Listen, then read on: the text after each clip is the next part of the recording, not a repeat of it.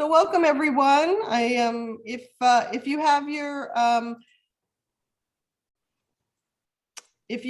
microphone on, if you would just mute it for this period of time, and I'm sure we'll be taking questions later after Frank's demo. Or Frank, do you mind if people unmute during the demo? You can tell us that in just a moment. But otherwise, just keep it muted. It really makes things easy. So welcome, Frank. Frank Eber was raised in Europe and mentored by Italian master painter Renato Casaro. That's in the early 90s. And then in the 80s and 90s, Frank worked as a professional illustrator and portrait artist by commission.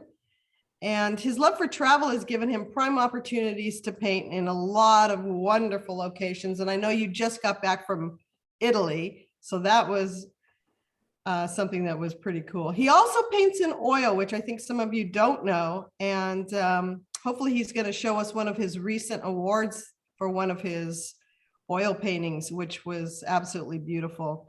He's a signature member of the American Watercolor Society, the National Watercolor Society, and the Transparent Watercolor Society, also a member of the California Art Club. He conducts a lot of workshops, well, not in the last year, right? A lot of us haven't, but locally and national and international. His trip to Italy was a workshop, and I'm not sure how many people you had there, Frankie. Maybe you'll talk about it just a little bit. And Frank lives in California, up Central Valley. And if you missed the critique he did for us just last weekend, it's out on our YouTube channel, and it's going to be posted for just a little bit. So please take a look at that. It was very, very informative. I think all of the members who got a critique were really happy and really valued what he had to say. Also, his workshop for us this next week is Monday through Wednesday, and we do have some spots open. Frank's going to talk a little bit about what we'll be doing in the workshop and the things that we'll learn. And if you wish to sign up, please go to our website at SCVWS.org. You all should know, and go into current workshops and sign up.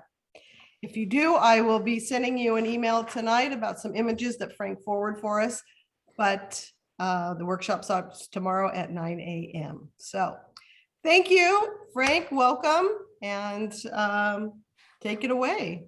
Okay. Thank you very much for having me. Well, the Italy thing first, I think, to be honest, it almost did not happen because, we had a full class before the whole thing started, basically. And then we had to postpone last year. And then this year, of course, a little better, but not that much. So more and more people dropped out, basically. So we were, at the end, we were down to 7. And we decided to do it. And I even offered to pay my own flight, because, I wanted to support, as you know, the Italians got hit pretty hard compared to us. So we really wanted to do it and support them that way. And everybody who came was extremely glad they did it. So, because everybody was like, oh, maybe I should cancel, it's too dicey. And then all that time in the plane, and you know how it is. It's like in the airports. But you know what? There was hardly any problems. When I got over there, the only thing that happened to us a few times is if you go to a restaurant, you have to show your vaccination card. That was it to get in. No big deal, and just like here, people wear masks indoors, but not outdoors usually. So it's not that different. And then Italy has now, I think the vaccination rate is over 85%. So, Which part of Italy? This was in Tuscany. This was in a place outside a place called Lucca, and it's not at the coast, but not too far away. Beautiful place.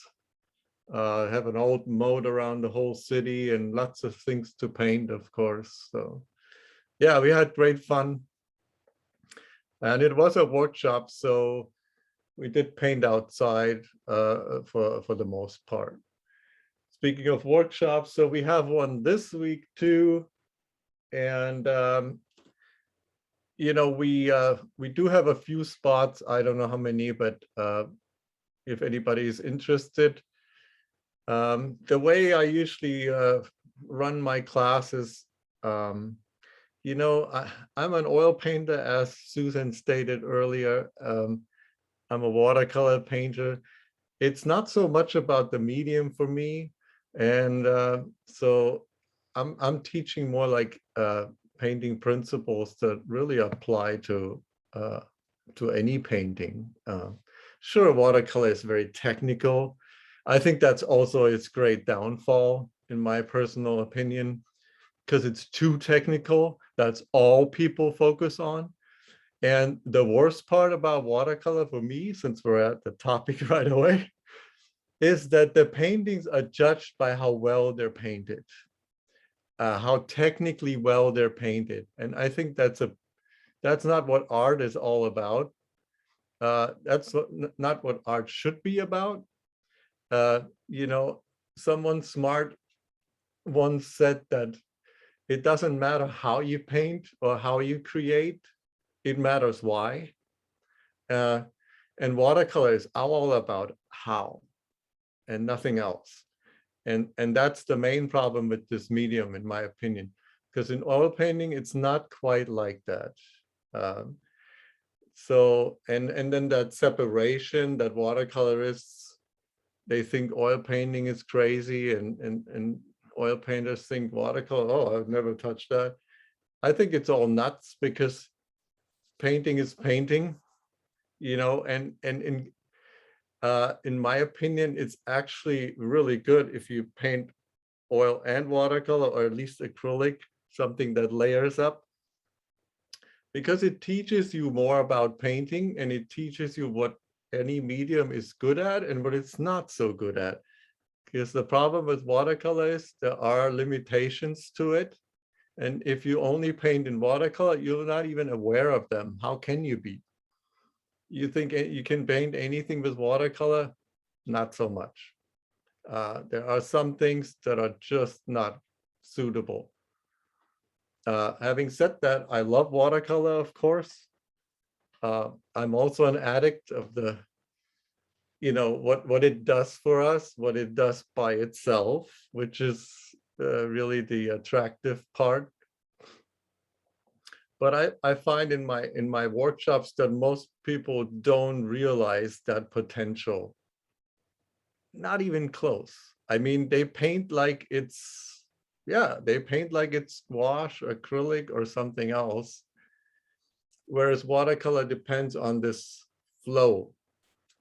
So you have to use a lot of water, and you have to sort of relinquish that idea that you can control every step of the way. And those are all things people are not comfortable with. And it's kind of a strange conundrum, because, you know, they should be painting in other mediums if you want to control every brush stroke, and not go paint watercolor, because it's not, you know, it doesn't work like that. You want to restrict it. It can't be restricted, and then it works against you. And we've all had this happening before. The more you fight it, the more it fights back, you know. Anyway, so those are all thoughts. You might get an idea a little bit of how I structure my workshops. Sure, I'll show techniques and that sort of thing. It is a workshop. You cannot really teach someone how to paint. That's actually a famous other quote from one of my favorite painting books. I'll show that too a little later. You cannot teach someone how to paint, just as you cannot teach someone how to make music. You know, playing scales on the piano or violin is not making music. So the technical part of watercolor is not painting. And then the other thing, if you watch someone paint, that doesn't do anything either for you. So sorry for all you guys who showed up today. Oh, come on, Frank. We must get brownie points. It's like watching someone play the piano, you know. I mean, you're not playing. Well, you get the picture here. So I want to show a few things here. I can share screen, right? Okay. Yes, yes, you can. So I'm gonna show this painting first because I'm really proud of this. This has got into American Impressionist Society this year and won one of the 4 top awards. So I just missed the major money. Wow, it's My beautiful, Frank. Thank you. Beautiful. Thank you very much. My award was 1,000, but the first prize is 12,000 in that Wow. society. So Wow. that shows Oh you my God. the difference between the prize money in oil and the prize money you get in watercolor. It's no Yeah. comparison. So this Mhm. one is basically the first 3, and then my painting came. But I'm really happy because I'm really not that you know, I'm not consider myself just an oil painter, you know. I just figured I'll put this in, see if they like it, you know, and they did. And I'm like totally thrilled, of course, you know. It's So this beautiful. little girl walking to school in the snow. And was this the one that sold? Yeah, that sold too, yeah. And it was big. It was like 24 by 30, Wow, but beautiful. it's not a small painting. And then this one, obviously a watercolor that got into the Missouri and Watercolor Society, and that won the 3rd place in that one. So that's of course a Yosemite scene, which I have painted probably 1,000 times. Just kidding, but a lot. And that's the ranger stables. And early morning diffused light, just perfect for watercolor, right? Definitely.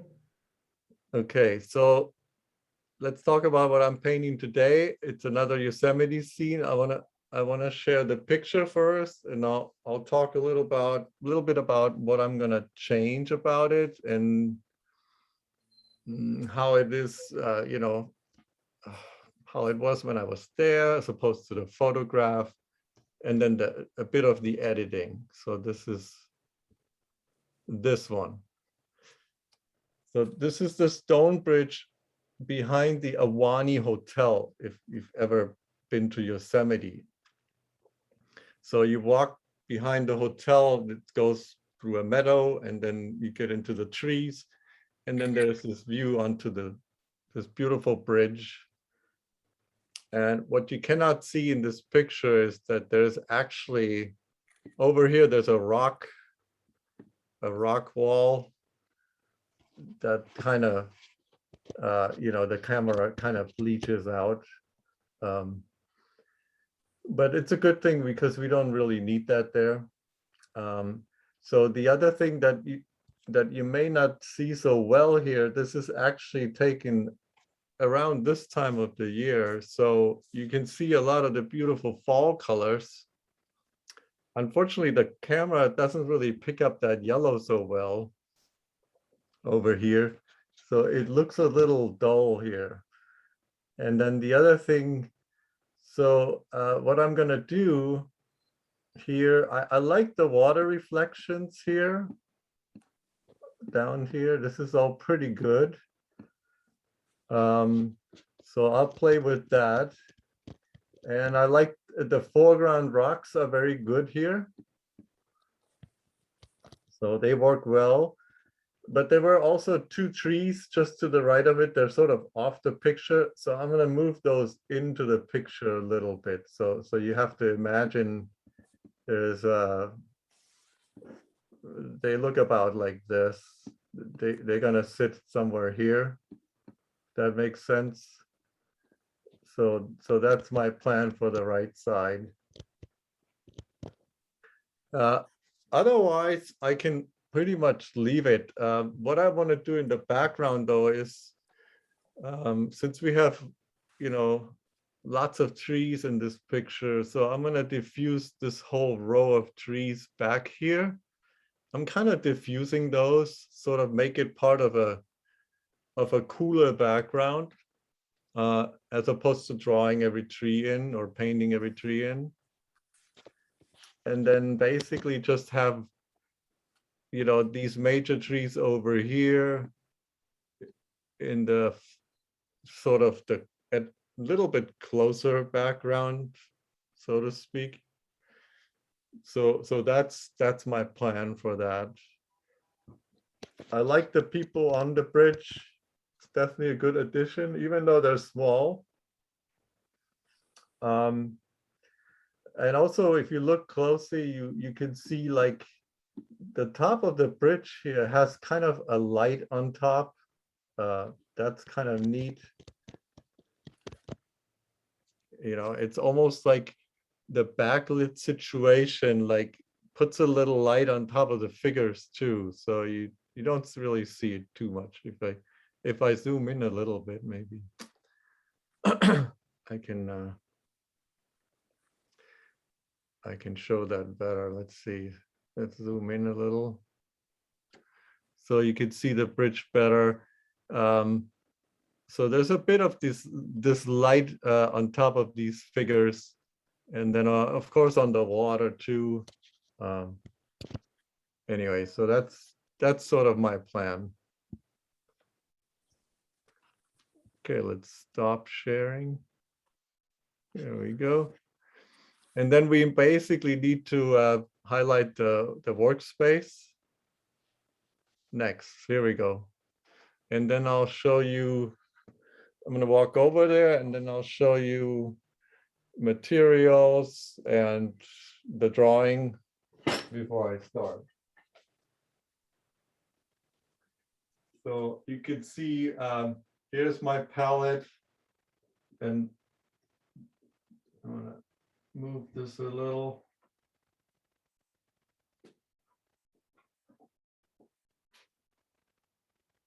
So you can see the surface here. This is a Holbein palette. It's a standard palette you can buy anywhere, I think.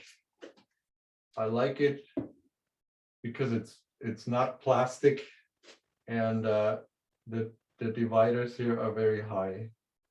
So that's kind of an important feature. On a lot of the plastic palettes, the dividers are very low, and I really dislike that. So that's why I like this one. And I also have another little one that I use for plein air. It's kind of the same thing, just smaller. It's about, you know, half the size. And okay, what else? I use a water sprayer. It's a mister. Throughout the painting, you'll see me use that.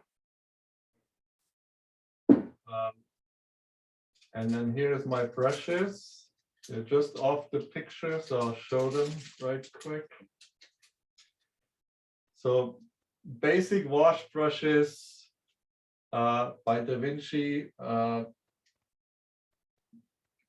can show this closer here. Got my name on it. Pretty cool. Of course, you can print anything on a brush, but I like these brushes a lot because they have a really, really nice point. So it's like a little dagger point. So it's easy to paint around things. Then here's the next set. These are synthetic rounds. Also a good point. Very good for details. So not used that much really. And this is an old brush, so it's very much used up, and so it's got a very dull point, but I use it for dry brushing. That works really well. And then I use these calligraphy brushes a lot. I have all kinds of them. These are from China, or you can order them on Amazon. You've probably seen those before. They're cheap brushes, but they make great marks. And if you think of calligraphy, you know, Japanese and Chinese calligraphy, it's like painting. And that's why I use these. And then I have some flats, which I hardly ever use really, but I like the hake. This is a good one. Sometimes when you can smooth things out, or you can make a big, when you pre-wet it or make a big wash, you know, these come in handy because they cover so much in such little time. And these are regular sables. And that's about it. This is one of those striper brushes. Sometimes good for trees. But like I said before, nowadays, I almost exclusively paint with these brushes. And then of course my wash brushes, but those are the two major brushes that I use throughout the picture or throughout the painting. This is a Awani paper, 300 grams or 140 pounds, rough, even though it's not very rough. And you can see it's kind of off-white. It's not really white. Put a real white one on here, you can see the difference, but it doesn't matter. So let's turn this on, and then I'm almost ready to paint here.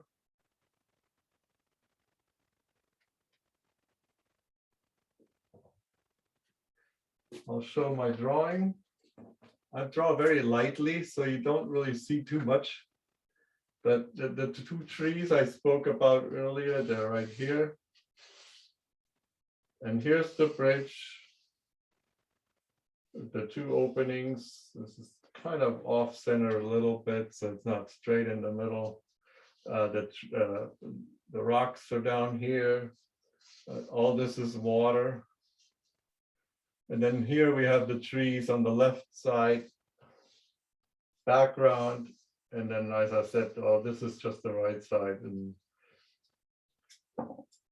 that's pretty much it. As I said, I don't really make drawings that are very detailed for the most part. There's always a chance that you can move things around a bit as you paint. One tool that I like to recommend too, value scale. I usually have it up here or just somewhere here where I can reach it easily. It's especially important when you start painting, so you're not too light. Most people, they start out and they're way too light. It's one of the problems with watercolor, because you kind of have the backwards process where you can't put darks on. Darks on, they basically go on last. So that makes it a bigger problem to judge your values, or it's just a little harder. So that's why I like to use this. So sometimes you can see when you do some work, let's say you work here, and then you can kind of go like this, say, oh, okay, I can go a little darker here. Of course, the other problem with watercolor is that it actually dries. It dries differently in both color and value, as opposed to what you're putting on initially. So that's, of course, tricky too.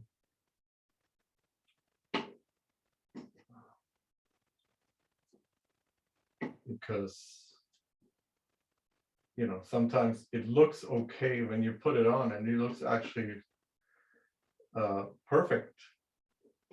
And then you realize while it dries, it's way too light. So, and somebody didn't clean the brushes. So my fat brush here is all messed up right now. Actually, may use another one. Let's use this one.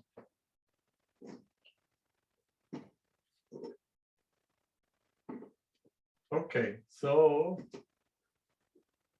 I'll talk about the colors I use here. I have the sort of the rainbow color system on the palette, so it goes from the white, yellow, red, and blue, basically, and you know everything in between is just the convenience colors like the violet. The violet and the turquoise are actually here, so I'm not strictly in order here, but I have all my blues here. So this is ultramarine, cobalt, phthalo, and this is horizon blue, which is also phthalo with white in it. And then I only have two reds. This is cadmium red, and this is carmine. Here's an orange. The yellows are cat yellow, Hansa yellow, and lemon yellow. And then these are just earth tones. So green umber, burnt umber, burnt sienna. Oh no, actually this is burnt umber. This is burnt sienna. So I like to see every, there's some neutral tints over here. I like to see the colors as if they are all primary related, so to speak. We have blues, we have yellows, we have reds. Earth tones like burnt sienna is just another brown red to me, so that's within the reds here. So the yellow ochre, or what's called, this one is actually got another name. It's called raw sienna light. Raw sienna light. I like this as a yellow ochre. And of course, it's in the yellow. So in other words, whatever you mix is usually based on primaries. Oh, my other brush is clean now too.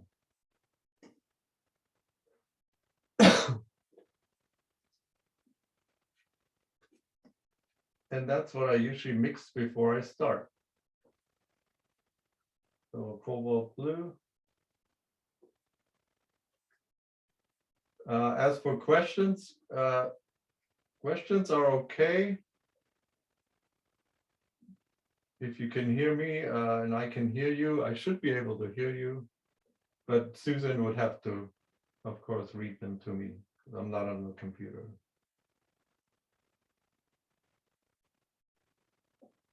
So my red here, my yellow here.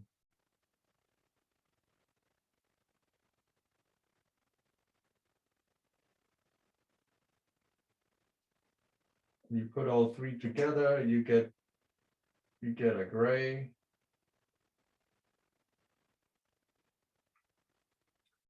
So what I'm going to do with these distant trees is basically kind of just, you know, make a mark for them, kind of, it's like a gestural thing of trees. They're not really there. So that's my plan. Frank, a couple of quick questions. Sure.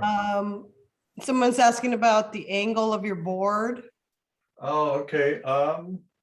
It's not very,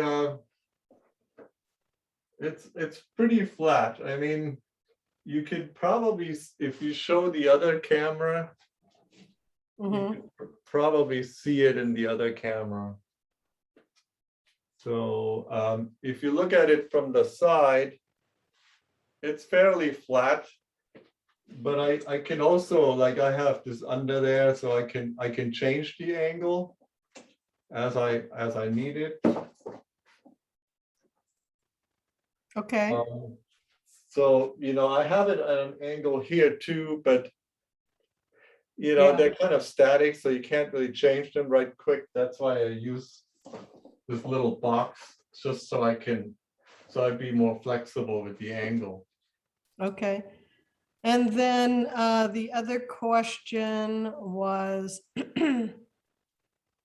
when you do a painting, do you do a value study and determine a focal point? And did you do that in this painting that you're gonna? Yes, I mean, you always determine your design in the painting. You don't just, you know, even when you take the photographs, for instance, you take the photograph with the painting in mind. So you determine, you know, the focal point is obviously the bridge here, but if you need to work out a focal point more, it depends on what you're painting, of course. But those are design questions, composition questions. They should always be resolved before. So definitely, you know, like questions like how high is it in the picture, right? Is there more water, maybe less up here? Questions like that. And, you know, is it centered? Is it off center? Where's the main, you know, where's the main darks under here? Where's the lights, you know, in the water here, on the rocks? So things like that. Those are all what I call design questions. They should be resolved before. Before you're at this stage, right? Yes, now I'm just painting, you know, that's not, those are the things you do before you paint, basically.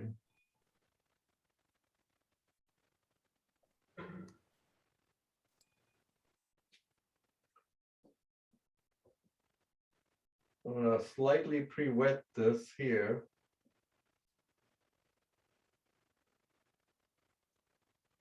Sort of neutral, just so I see something, and I'm gonna actually start with a bit of cobalt turquoise here.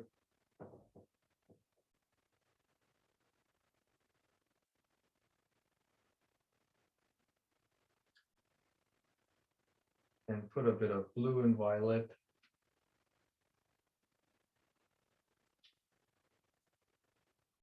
I mean, atmospheric perspective tells us that anything in the distance is usually cooler in temperature. So color temperature is important in a painting. And they kind of mix themselves, and you can even help them. That's why I like to have a palette that I can, or an easel that I can move around, because I like to be flexible with the paint application.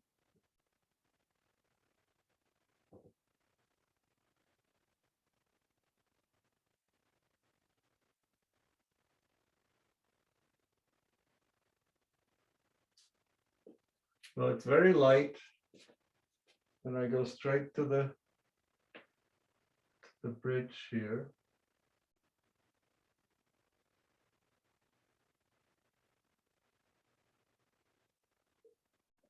And leave a bit of a gap here. I don't paint all the, I paint to the bridge, but then I leave that space for later. So I'll make sure that it's not running down right now.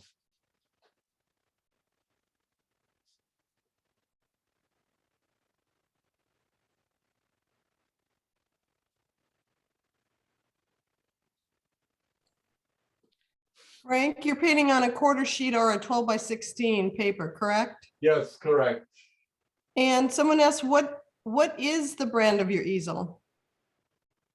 Oh, this easel here, it's I think I bought that at Cheap Joe's. It's one of those wood easels for studio. I can't remember the brand actually. Sorry.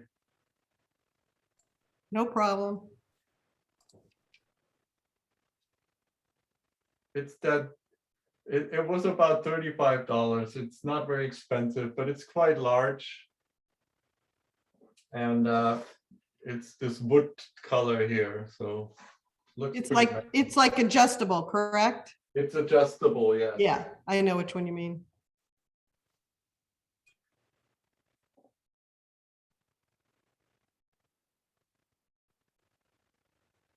So to the right here, I'm gonna add different colors into this. So I'm gonna warm this up. So more yellow and red. The blue is already on there. So as much as possible, it's always a good idea to have your colors mix on the paper.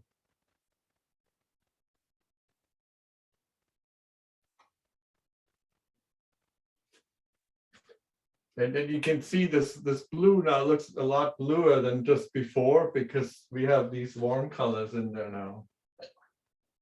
Isn't that interesting?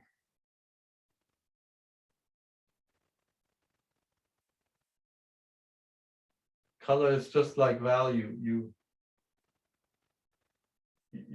It can only be compared to other values or other colors, and that what makes the colors look the way it does. If the color is by itself, out of context, it's not going to look like anything.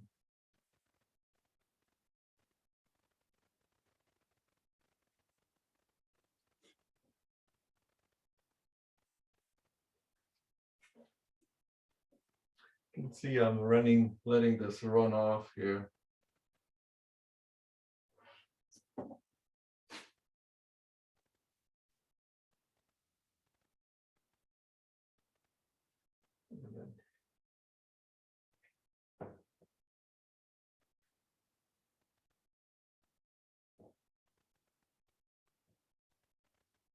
Well, one of the nice things about watercolor is that the paint application is really quick. I mean, you can just put, I mean, just paint it all just like in a few seconds, really.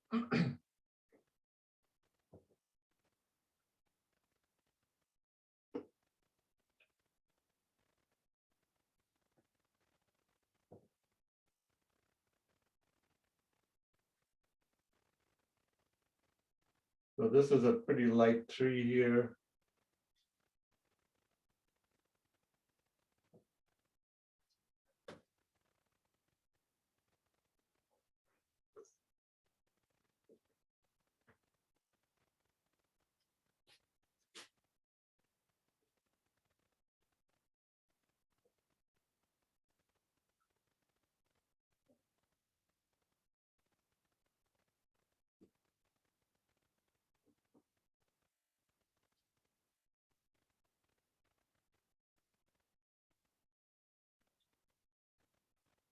I use my sprayer for areas where I don't get to paint right away, so I keep those wet.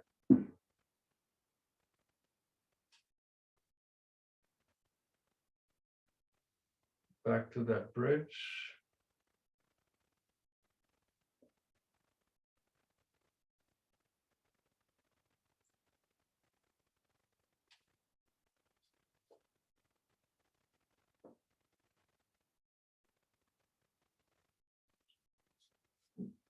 Bring that background further down here.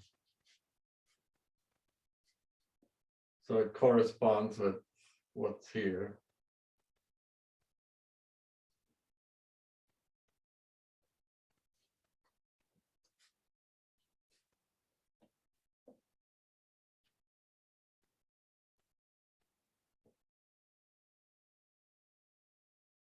Always good to have like the warm and the cool separated, so you don't have to constantly remix all the time. That's kind of annoying when you contaminate your own mixes. Happened to me many times.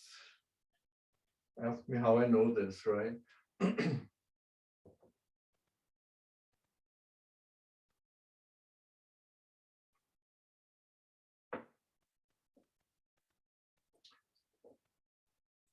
And I know the bridge is technically darker, so I don't really have to paint around it the way I do, but I decided to do it for now because I wanted to get the initial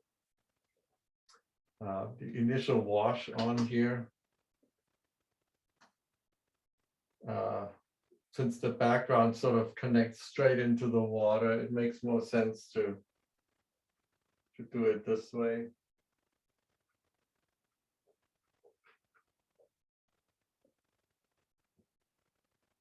A little more yellow here, so the tree reaches into this later.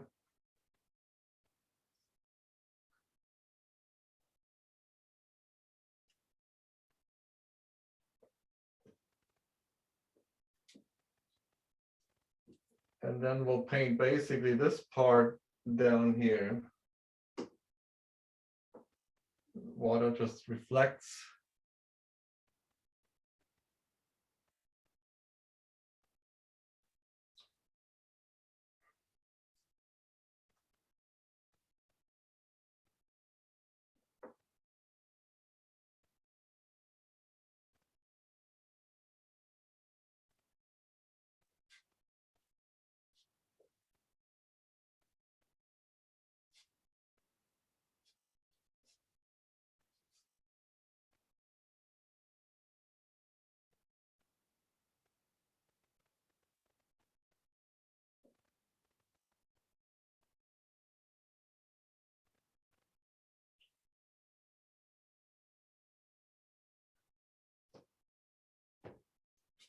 And then of course, it would reflect all this too, so. Gonna just be very mindful of the color temperature here.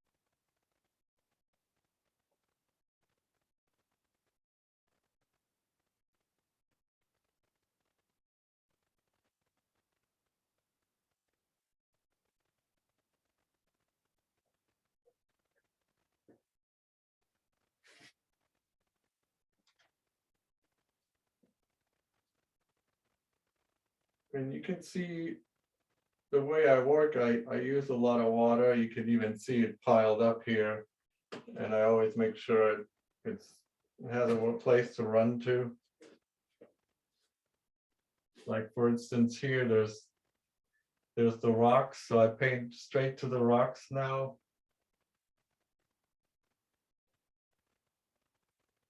To get the shapes of those rocks here are going to be my trees.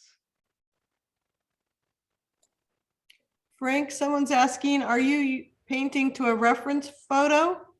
Oh yeah, I have it up here. I don't know if you can see that, but I have it up here, the one I just showed you earlier. Yeah.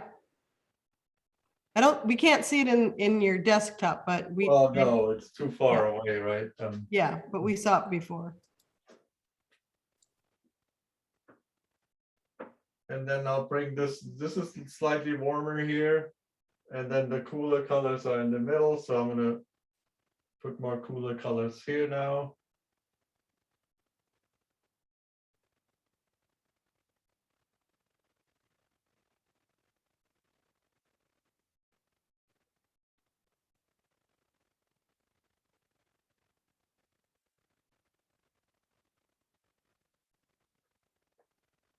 It can kind of mix itself here.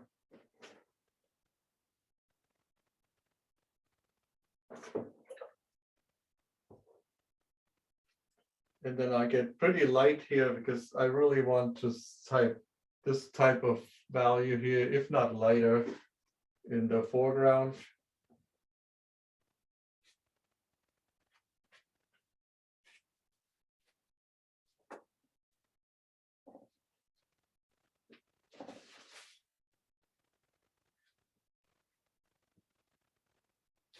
So that's where my rocks come in here.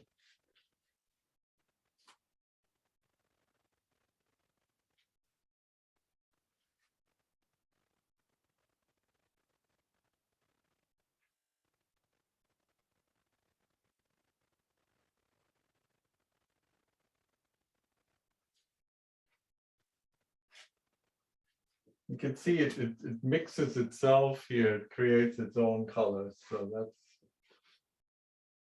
always the best part. But I see there's more sky in this area, so I'm going to put more sky here. Frank, are you still using the same colors as you used in the vegetation at the top? Yes, these colors here are basically the same as these here right Okay. now. Thank you.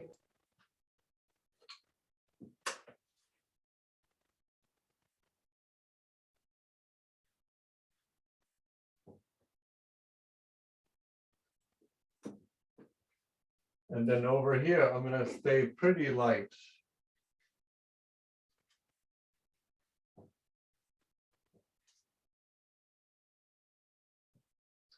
And that's just because that's how I pick it up in that reference piece. So, and then I can, when I do reflections later, harder reflections, I can play with the light here more, because we got this beautiful light here.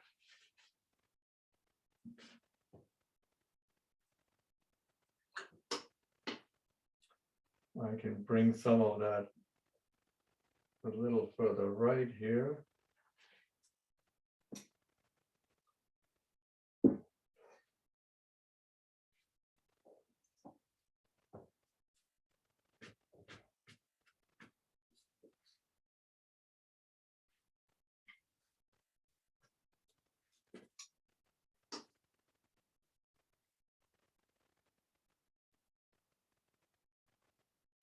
And then I close these up a little bit, because they don't have to be white, especially this one.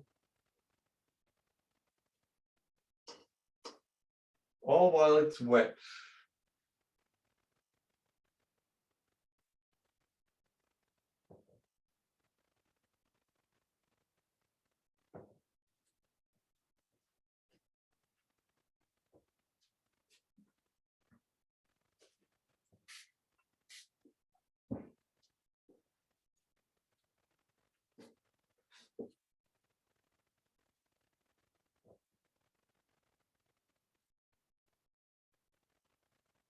Oops, wrong brush.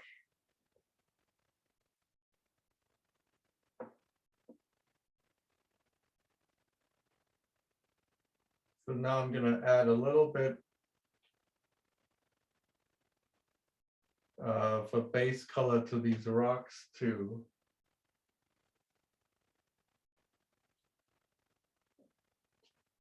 Especially down here, so there's a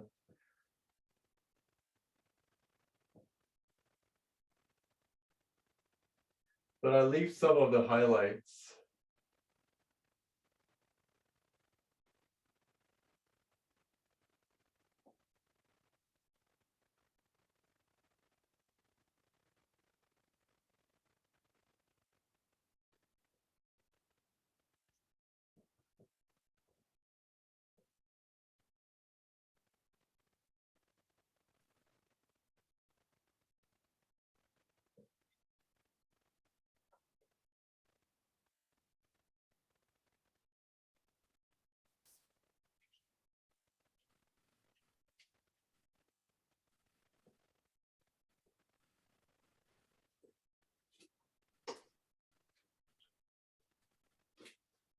by now you can probably see that the way I paint is I try to connect shapes. It's one of my major tasks, even in this stage where it's all fairly light colors everywhere. Even here, I try to connect shapes as much as I can.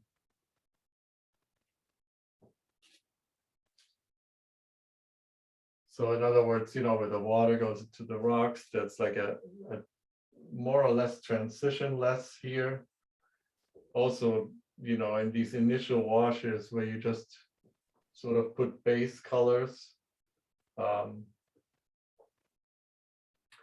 the same idea applies.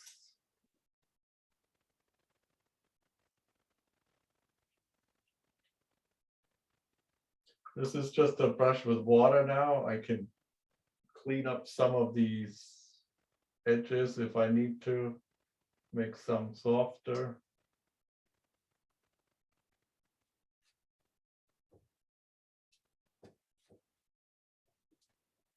And then I'll do a base wash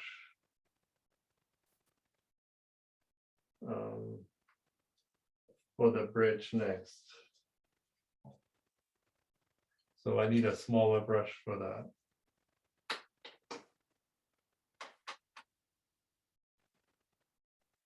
And again, this will be a base color, just like a base color for these trees. So it won't be the right value.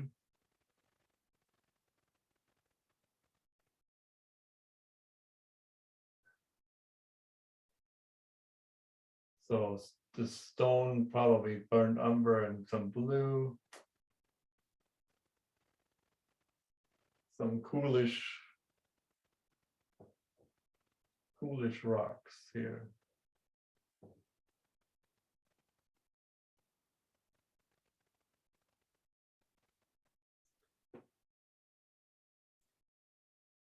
Keep it a little bluer.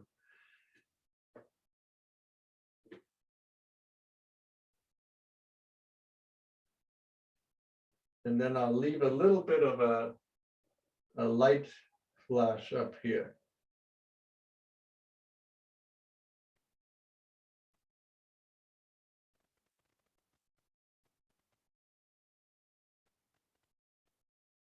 Oftentimes it's actually better to just start with the color, and then once the colors, you see it, and you kind of see, oh, that doesn't really look right.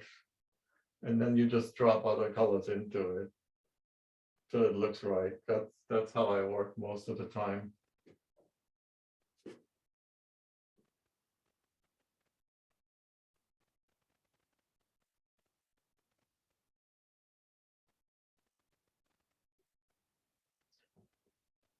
That way the color mixes here, and you can sort of watch it in real time and adjust it. Whereas if you try to mix it all here, it's very difficult. You can't really, it's hard to see.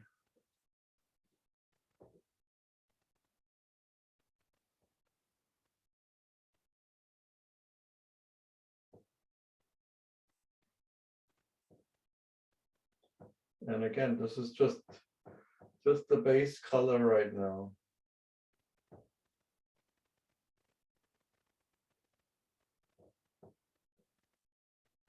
But you can see even here, I'm playing with warm and cooler sections. I think that's probably the hardest thing you'll ever learn in painting, the control of color temperature.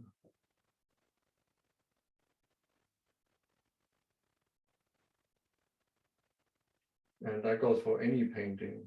Doesn't matter what medium.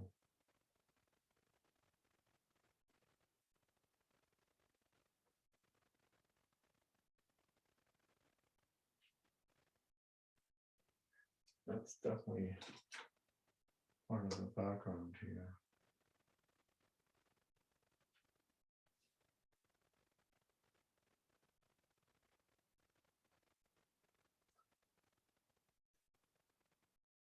Made a bit of a mistake here with this bridge. That's okay. And then over here, we'll add that too, and we go right to the tree.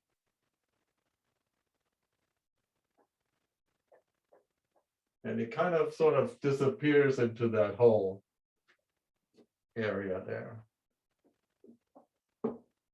Just checking if it's dry.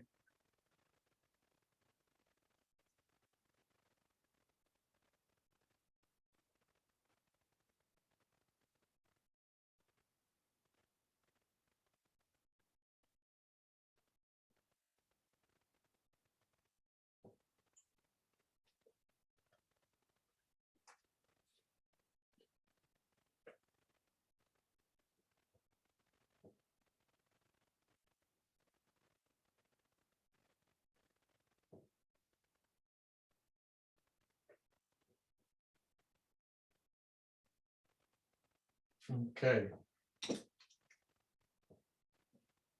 So that can all dry,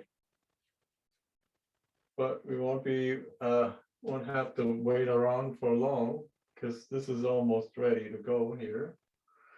So the next step will be to paint the background, basically finish the background, do a little more definition here.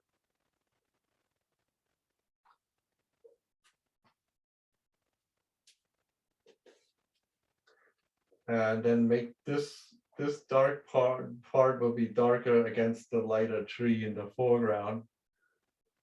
Same over here, really. We got the bright tree sitting here.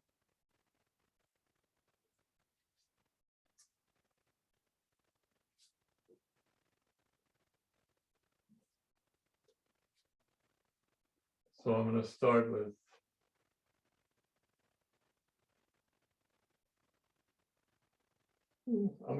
here and work right.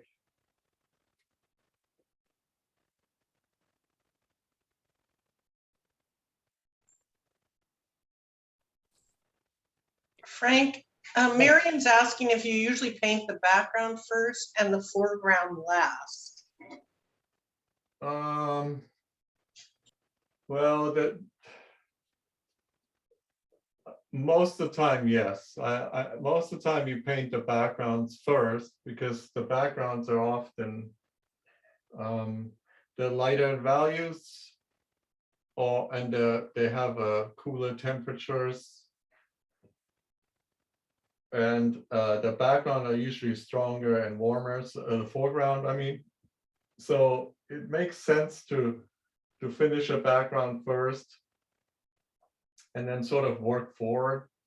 But it's not always the case. So it's, it's always tricky to give a general answer. But most of the time, background, yes, first. Okay, thank you. And Linda's asking if we can see the original photo again. I don't know if it's easy for you to get. That would be on the other one. Okay. I could do that now because I kind of have to wait a little bit here. Let's see.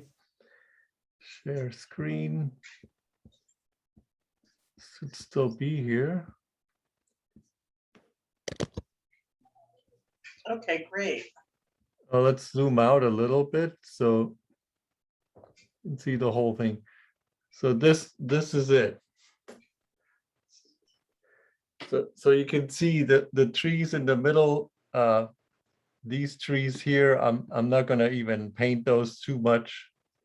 But if you look closely, you can see the difference between the temperature here and then the temperature here. There's a big difference between those two. So, and that's what I'm playing with. So the next step I'm doing is I'm going to paint this in, and then all these trees here, a little darker to the left tree.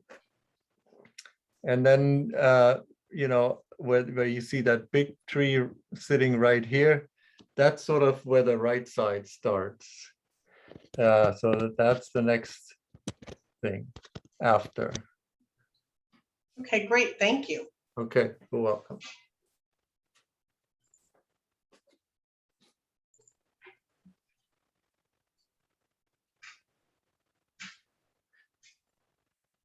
So what I do is I'm gonna paint them in. I think you have to go back to the workspace now. Oh, you know what? I think you have to stop Oh. sharing. That's right, sorry. That's okay. I thought it was me. No, it's me, that's right. I have to stop this. Here we go.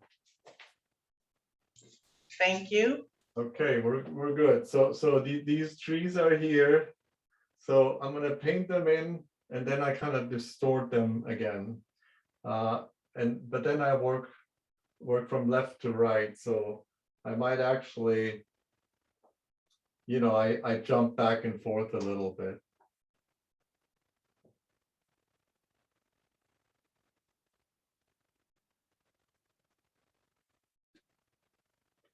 The important thing is just to get the temperature here. Cool in the middle ground.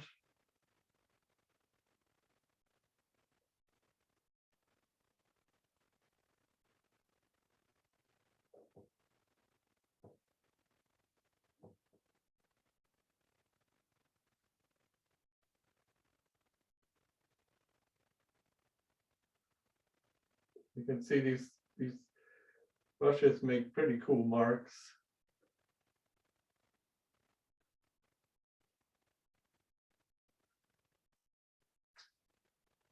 And then I'll just mess that up a bit so it's not so contrived.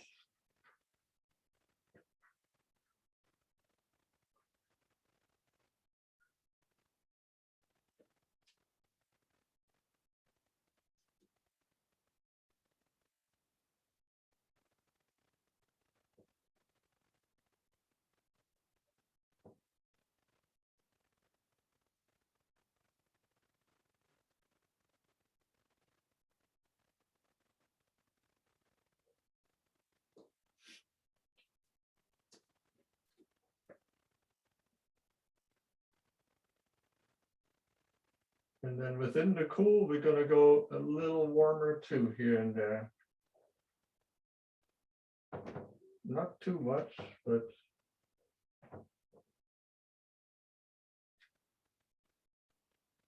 and there's some marks up here that's enough.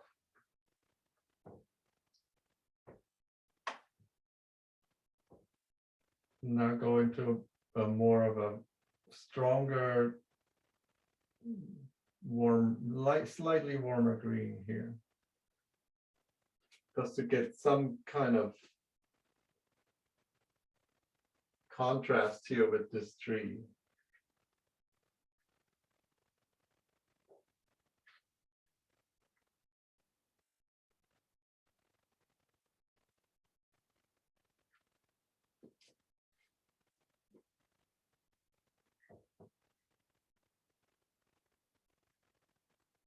You can see how these brushes work. Pretty cool, I'd say.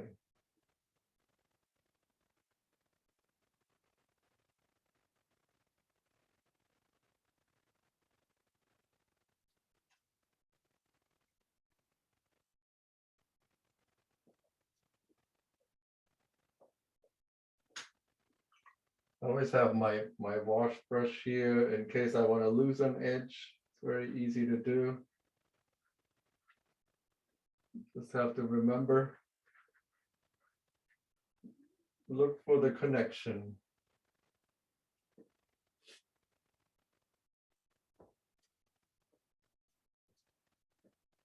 Then over here, we're going to get into this warmer parts. Can almost use the same green here.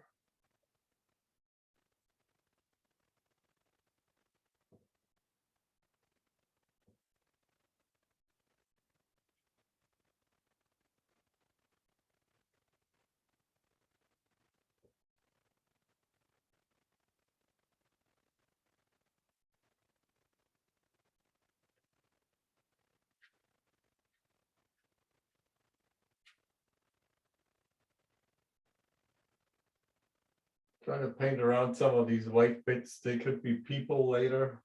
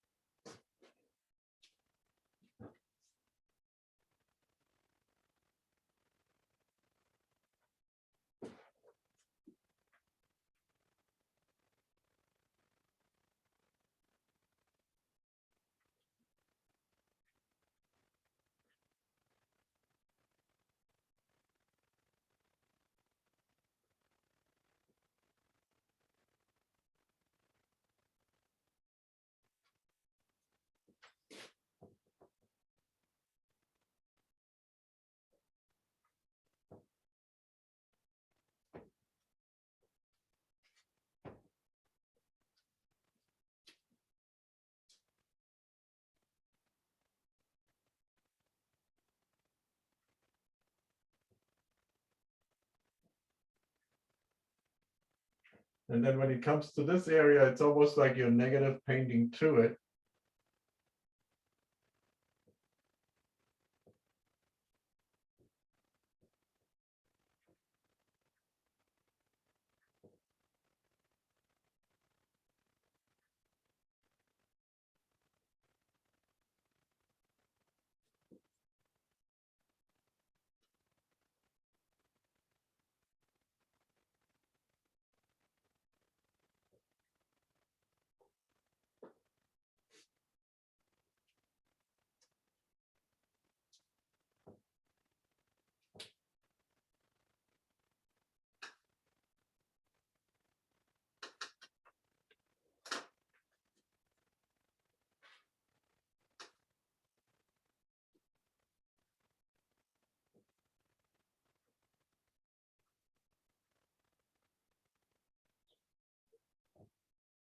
Bit darker towards the bridge here, suggests some tree trunks.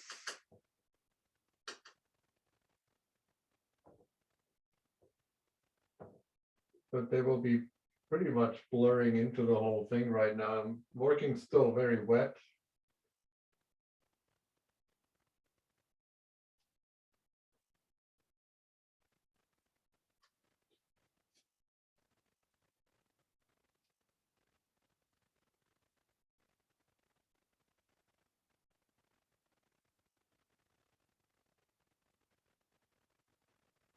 But of course, as I work, it starts drying too. So you get different kinds of effects here.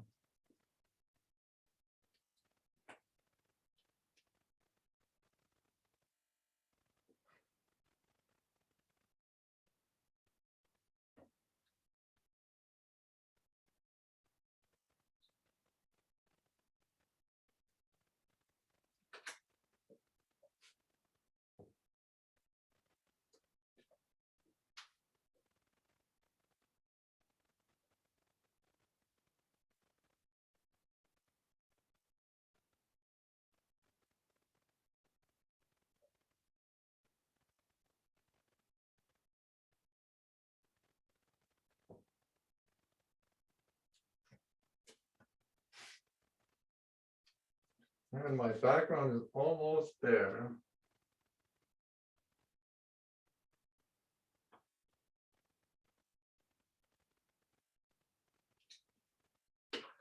You can diffuse it more by flicking some water into it.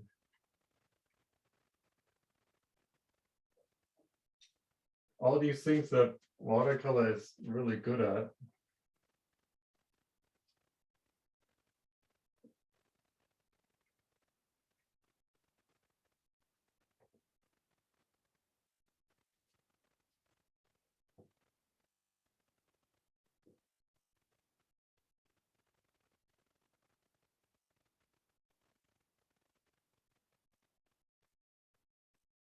Okay, so I think I'm gonna apply more color into this. Give that a chance to dry a little bit.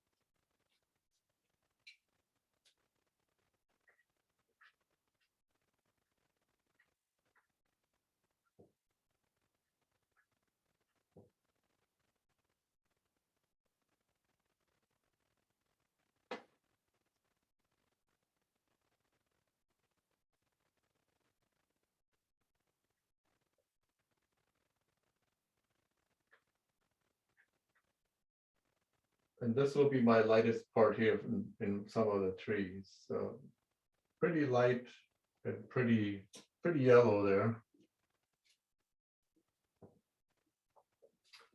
What can I do here? Let's see.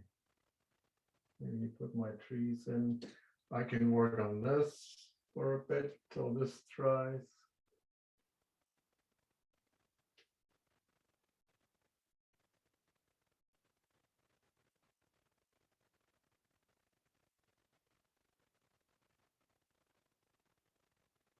So a light wash over all this.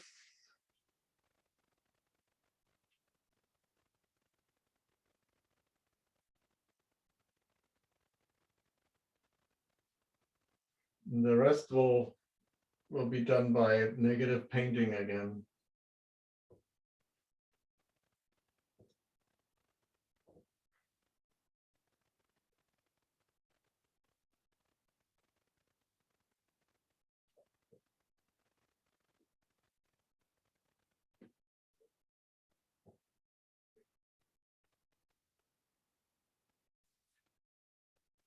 While all this dries, I'm gonna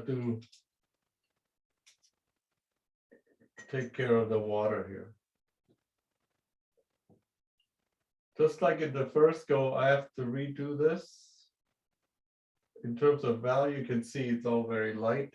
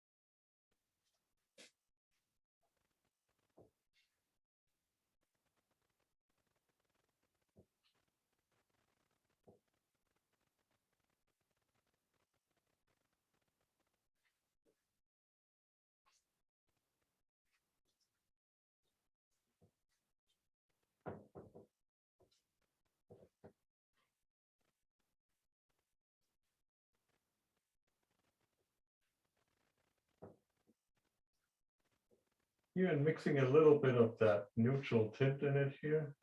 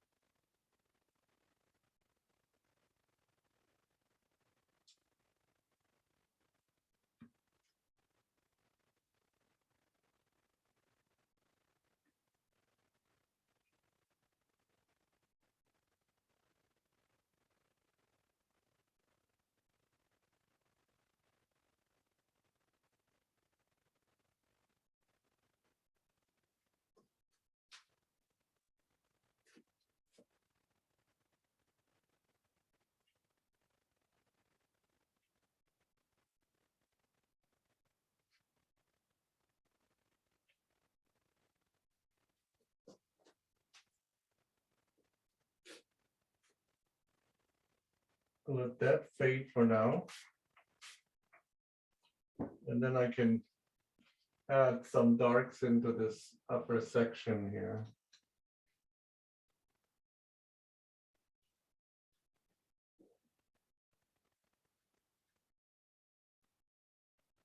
While all this is wet.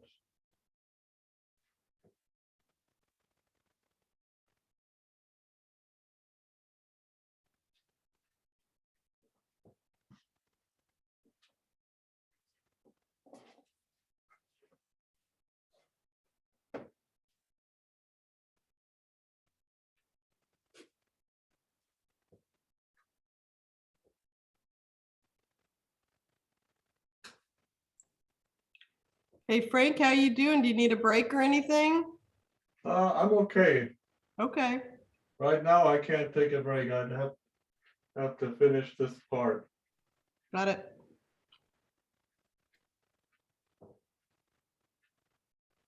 This corresponds here, this corresponds here.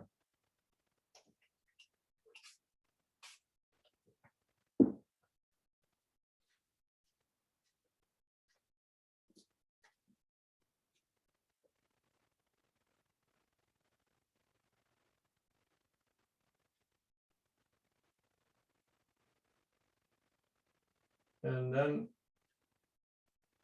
you go into these darker darks. I'm just using cobalt and burnt umber here.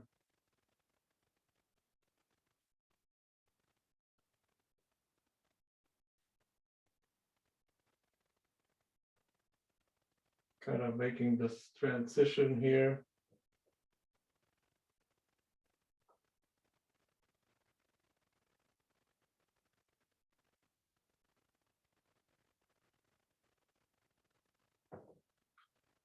The bridge will, of course, somewhat reflect into this water, but I mean, not too much, but a little bit.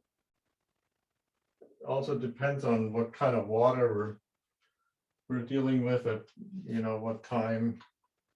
Is it churning water? Is it more like calm water? So all kinds of different conditions that would affect that.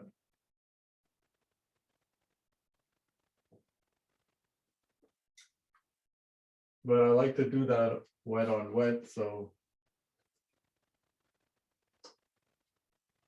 it has a chance to blend into all this.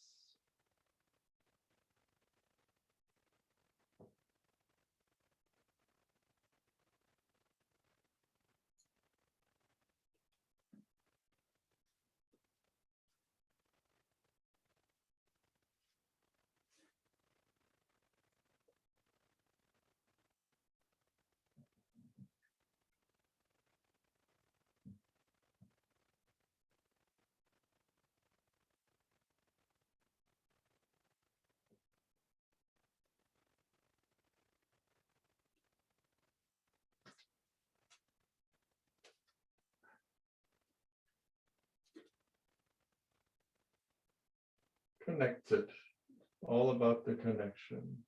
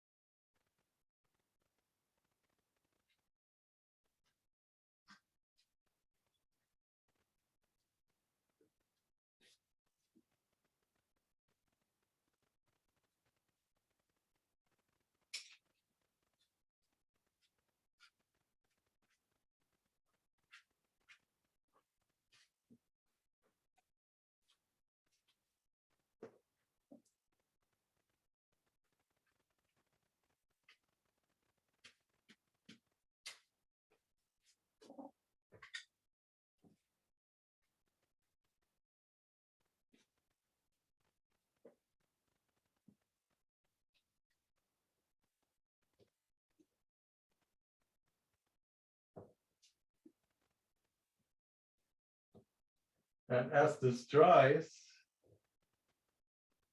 you'll get different brush strokes here.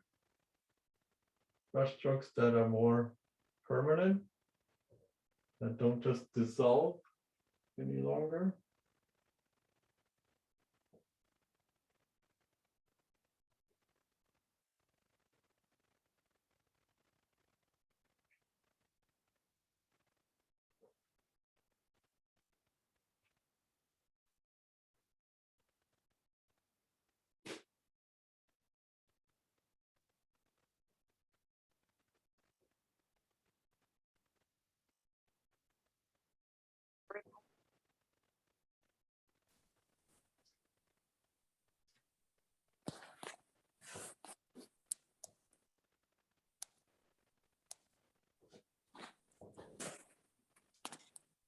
And then towards the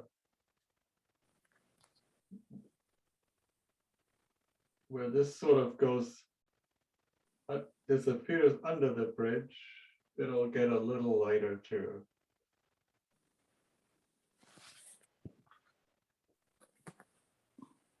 But of course, also it reflects what's underneath.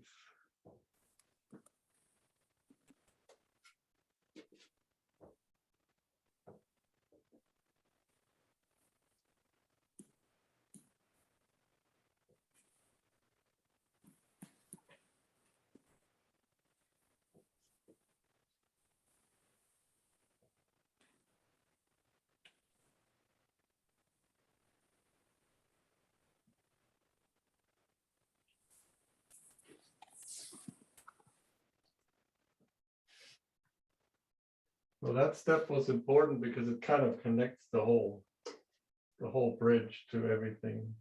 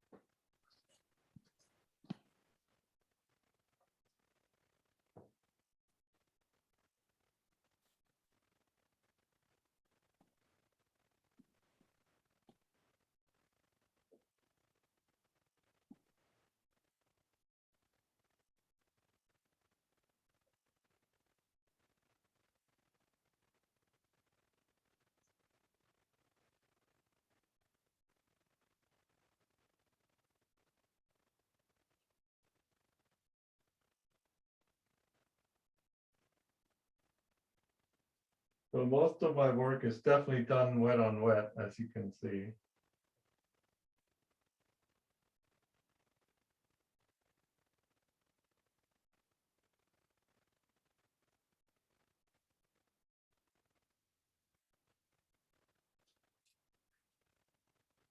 And I stay with the area till it basically dries, because you can always adjust more of your values. And we work like from light to dark, so that's how you get to the darker darks.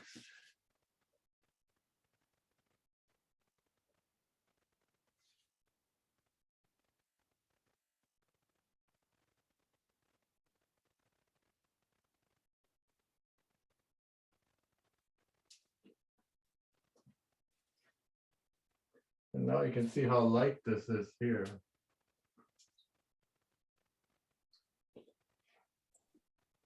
Yeah, the light at the top of the bridge is really showing up. Yeah, now we got the light up here. It'd be good to say that this guy has an umbrella here, maybe.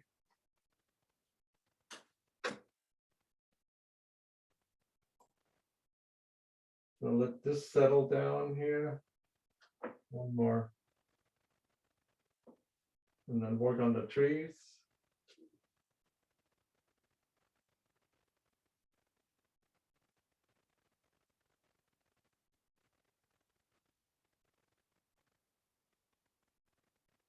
Also, sometimes you can take a brush that just barely has any water.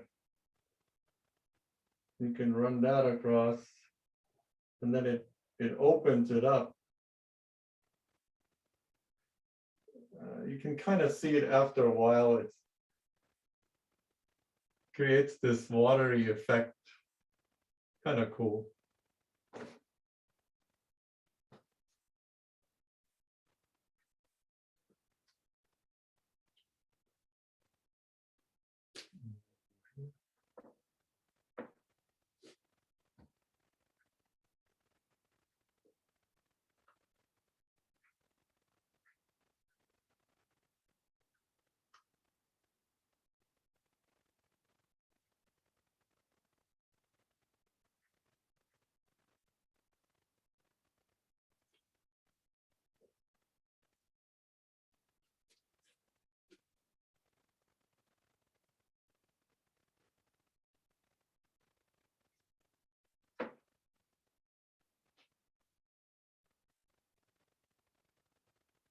And then over here,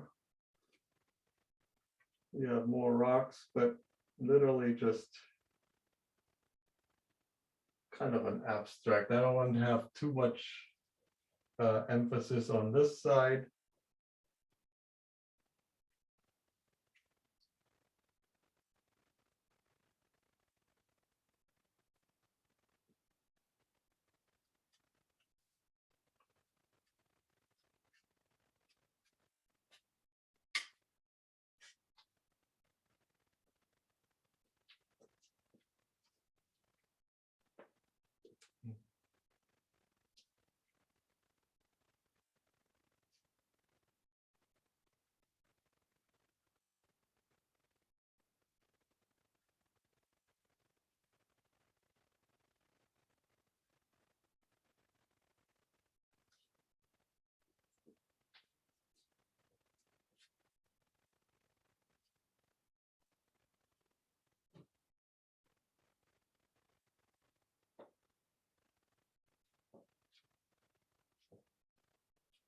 And then these trees go in. Trees, rocks, and then the bridge.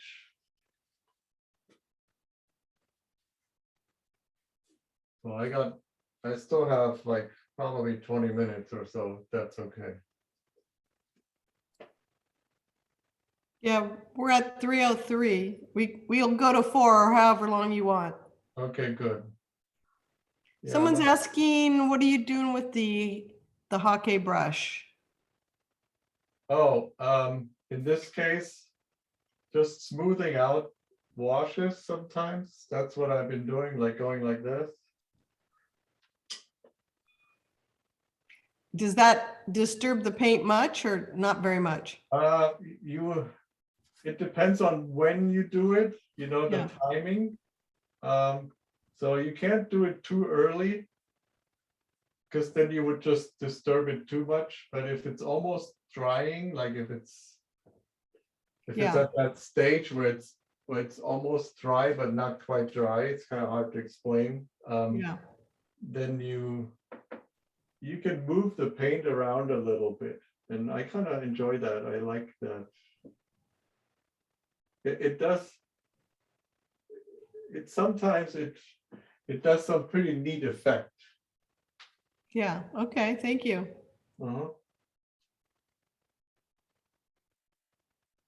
Okay, so now these trees, and again, you know, you paint like you negative. You don't paint the whole thing. You just break it up.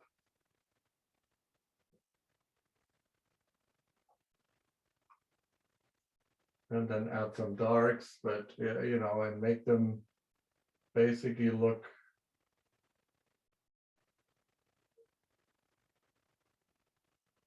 interesting somehow.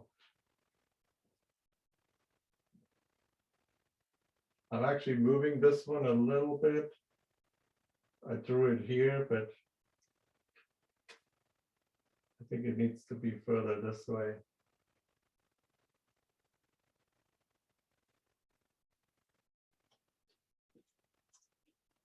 Because it needs to be closer to this one. Be better if they kind of blend here.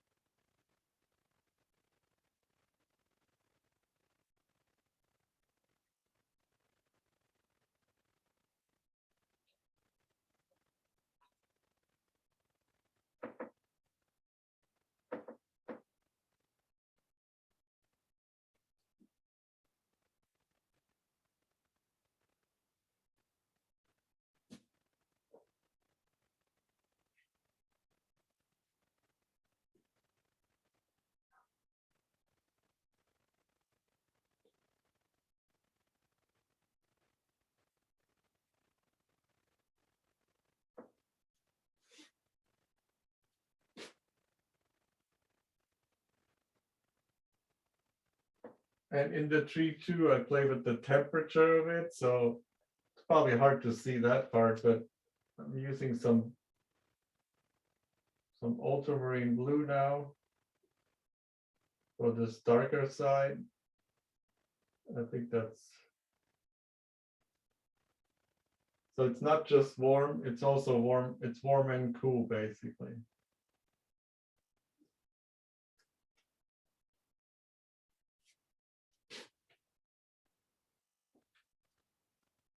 And it's good because it's like you're adding darks into this now, so it's a lot easier to see what needs to happen here.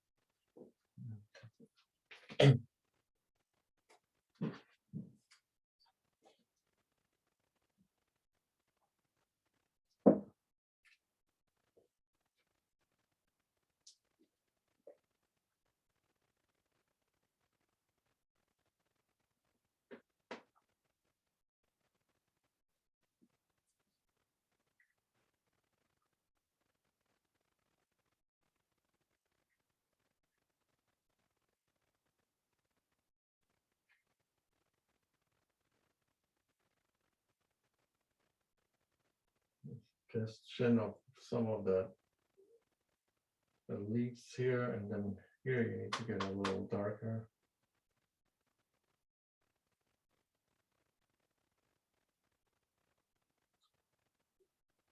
Maybe even green.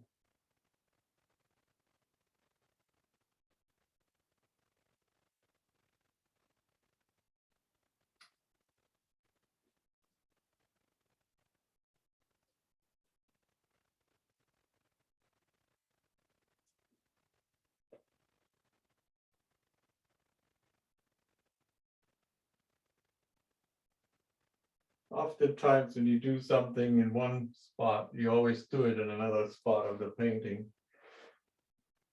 Just so it all looks like a unit. Not too disconnected.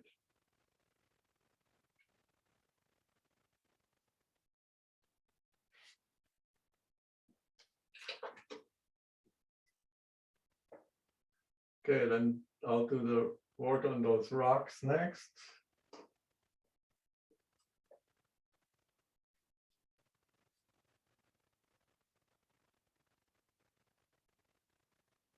So down here, I kind of want to just blur it off, but you know, there's a few rocks here that need to be worked out, so it actually looks like rocks.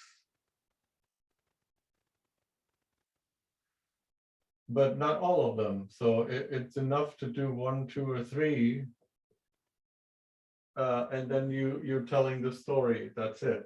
That's all you need to do.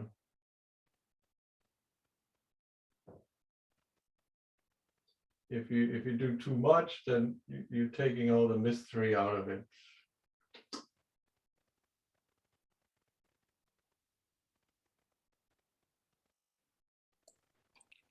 Is that something, Frank, you think a lot of painters do, take the mystery out of it? I think inadvertently they do, because they think they need to do a better job or more accurate, and you know, it's like when the left brain comes in too much. I think it's in my opinion, it's one of the harder things to learn to just not let that take over, and not have it look too perfect, it's hard to explain. You ever hear of that Japanese principle? It's called the wabi-sabi. You can look that up. I was just watched a special yesterday about that. Oh, really? Yeah, how funny. Wow, how cool. Where they leave a fingerprint or a little mark. Where like it's basically not, it's better if it's not perfect. Right. It has more power if it's if there's a certain imperfection in it. I think that's the whole idea. Right. So if you take this perfection in a principle too far, you may be doing an amazing job in terms of rendering, but there's something else lost that's much more important. Right.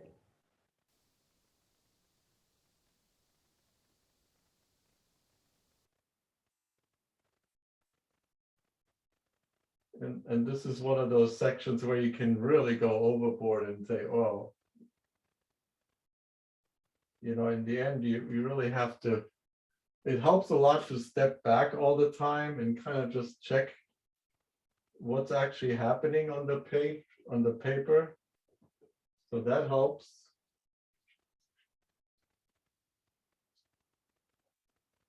But when I learned about that, that made so much sense to me because especially in painting,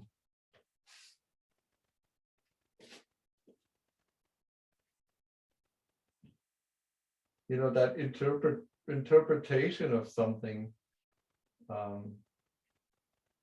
that's quite appealing to people. I don't know, it's hard to explain. It is, and it's so hard to do, you know, it's Yeah. like, when are you finished? Yeah, that whole concept. Exactly. To me, it's more like it's like this whole idea of the lost and found edges. You know, like what you know, and if you see it, if you look at what's going on here right now, I think that's pretty neat. Yeah, Like you see some rocks, but others you don't. It's kind of a blur. So that's what that means. That's exactly what it is. It's, you know, you could see maybe there's another rock here, but you don't really see it, you know. So that's that whole idea, and I think that's something that's, like you said, it's very hard to learn that because obviously it's not something you can follow step by step. There's really no steps. yeah, it's mostly, it almost is like intuitive. Exactly, it's intuitive, and you can't think about it because that's left brain, that's the wrong side of the brain. Because if you think about it, then you start analyzing it.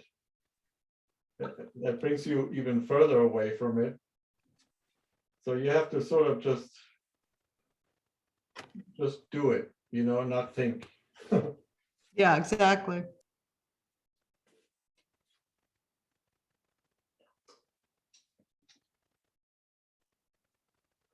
So I'll blur this out, like I said, but I gotta get a connection into this blue. I'm just gonna add a little more blue here.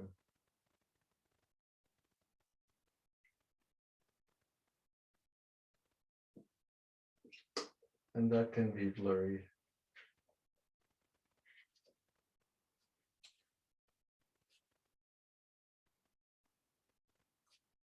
And then, you know, you wait and see how it develops. So,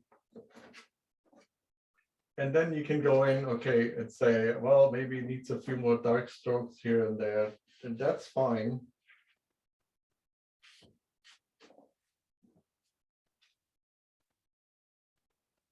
But I would confine it to some area where it's not at the edge of the picture, for instance. Like here, this is kind of neat that it sort of disappears here.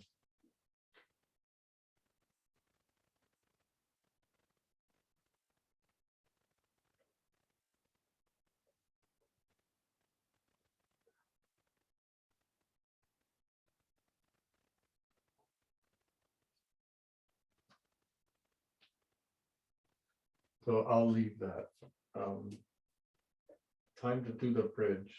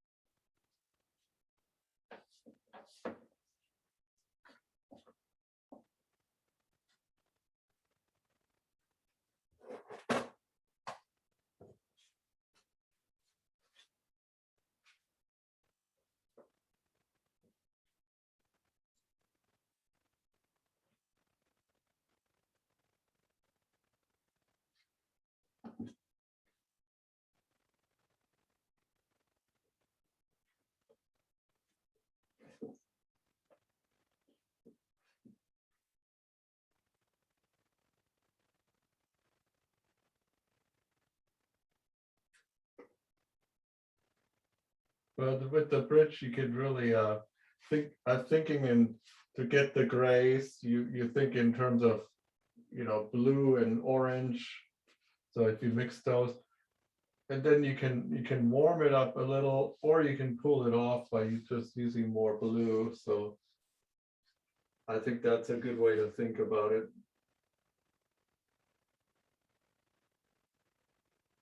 So over here will be maybe a little warmer.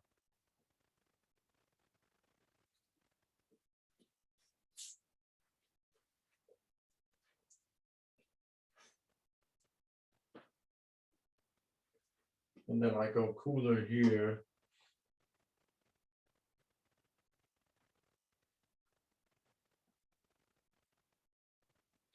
Almost using these colors here too.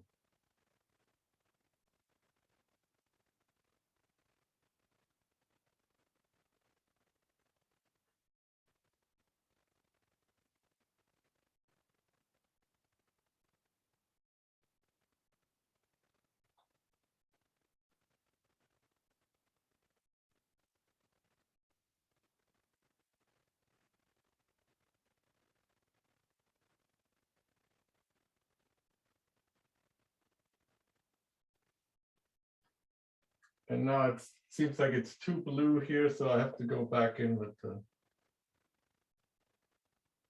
the warmer color here. Maybe I'll leave a few openings here. This is the part where you basically try to get the right value.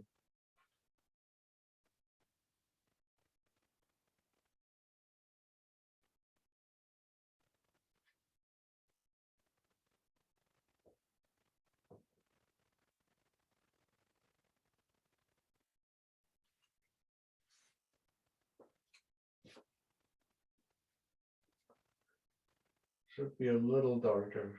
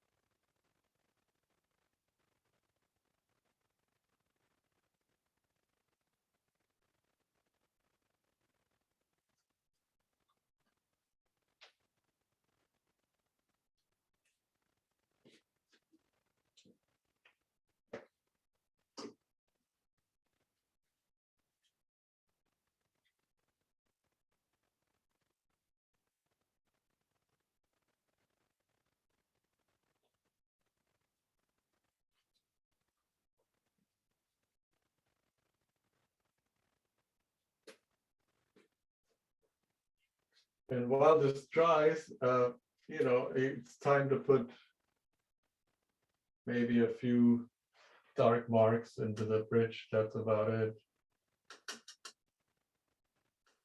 So, the last step's always putting darks with almost no water on the brush. Not just here, maybe here too. These trees. Gee, the bridge is really standing out. I mean, beautifully. Oh, good.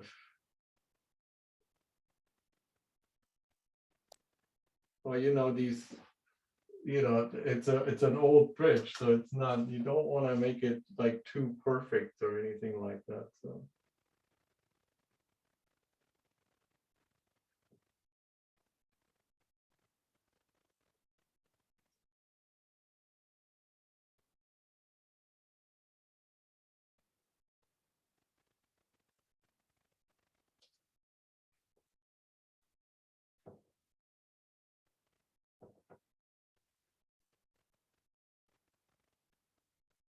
Got all these nice bricks.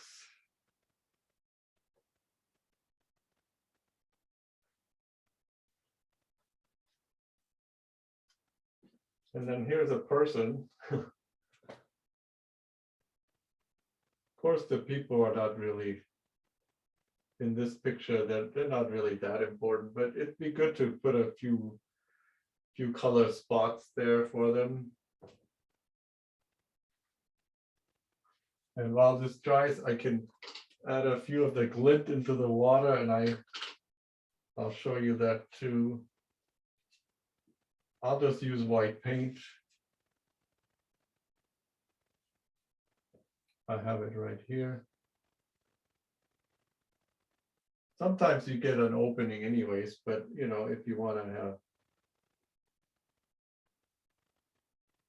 these little glints that you see in the water, kind of nice to add those.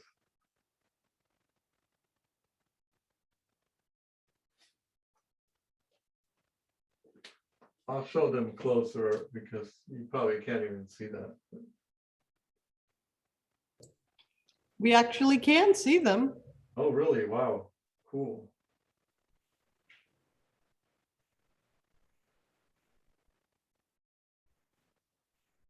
So I'm going to add another person here because 2 in 1, and then here's one with the umbrella. That's kind of cool. We have 2 comments. Someone saying, Dolores is saying she loves the way you tap on the brush and the color mixes on the paper. Yeah. And then Jessica's asking before we end today, if you could briefly show the photo before we end. The reference photo again? Yeah, at the end. Okay. Yeah, I could, when I sit down, I can show it again. But see, I'm not doing too much of this, but a little bit, and it makes it look more like water.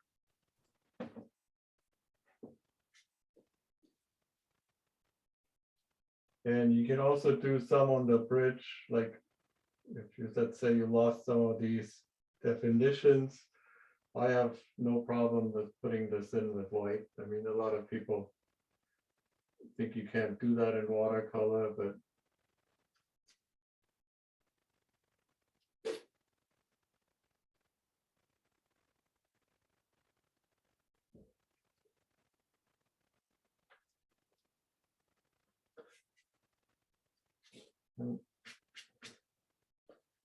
so lastly, I'm going to add some color dabs up there, and it's always fun because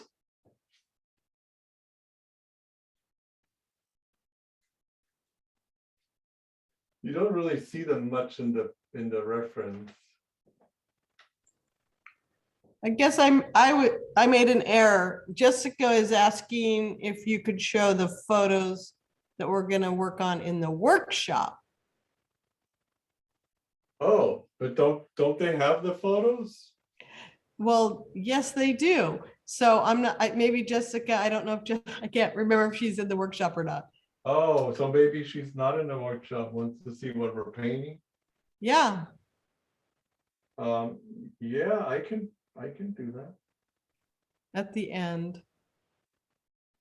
And then Marion is asking, you had mentioned a book earlier that you really wanted to show her. All right. Yeah. Well, there's a few. You must get, let's see, I'm gonna get them. Okay, get your pencil and papers up. Well, you see People. them on the screen. Here we go. Most of you probably have these. Oh no, that's not the right one. Well, let's start with this one. This is the one, Carlson's Guide to Landscape Painting is a must-have. And this is my favorite sentence. I always quote that. The art of painting, properly speaking, cannot be taught and therefore cannot be learned. That's how he starts the book. And this was written in 1909. Holy cow. Yes. And the other one, if I can find it. somewhere here. Oh, here.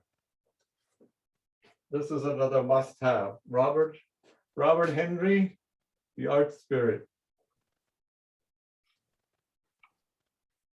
Very good book. It's his critiques to his students. So it's not like a book you read cover to cover. You can just open it up and read something. And I marked many, many pages here. Yeah. It's a really cool book. It's a lot about these, it's a little bit philosophical maybe. But I enjoy that part. So those are the two most important ones, I think. Thank you.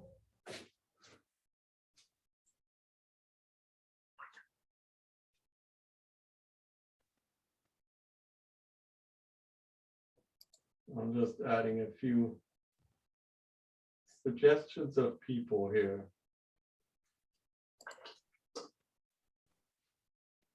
Don't have to do much.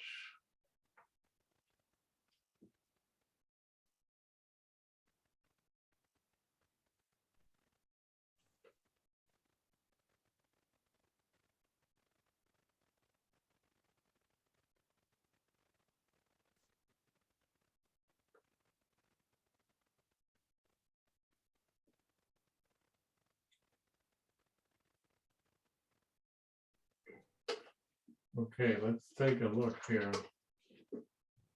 I think I'll stop here. One other thing is too, it's better to stop earlier than stop too late.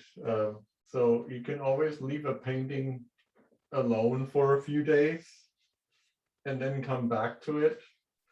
It's much better than sort of just insist on finishing. But I will pull that tape so we can see it without the tape here at least.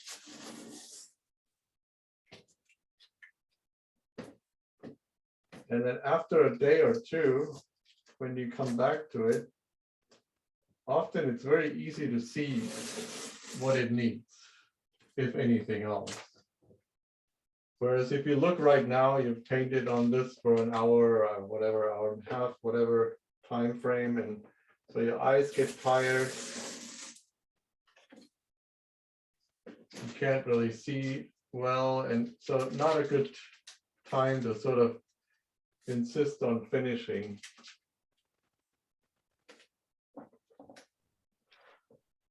But let's take a look here. So this is without the angle, so you get a better idea.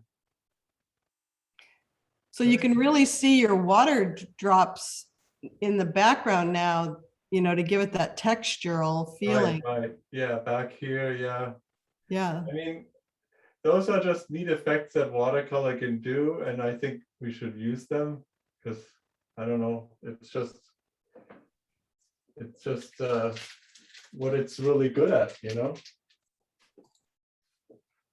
So I'll sit back down and then we can. We're getting some nice comments. Beautiful, peaceful, harmonious, great demo. They appreciate the commentary.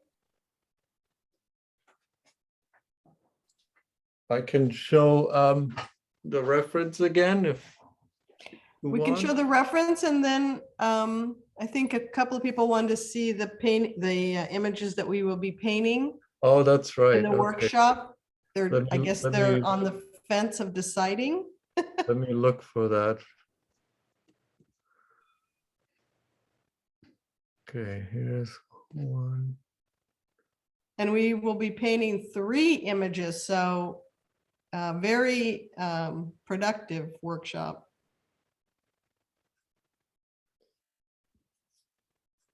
Okay, I'm gonna bring these in first Yep. before I share the screen. And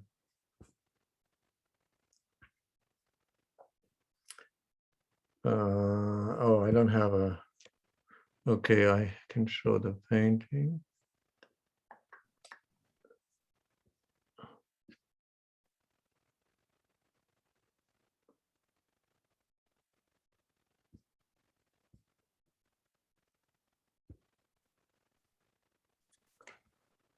And there's this one.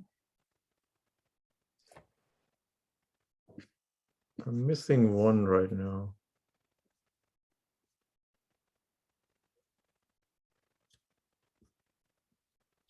Let's see, with a Chinese village, Yeah, I have that. a landscape, Right. a boat scene. Yeah, the boat scene I'm missing right now. Okay. Let's start with the others.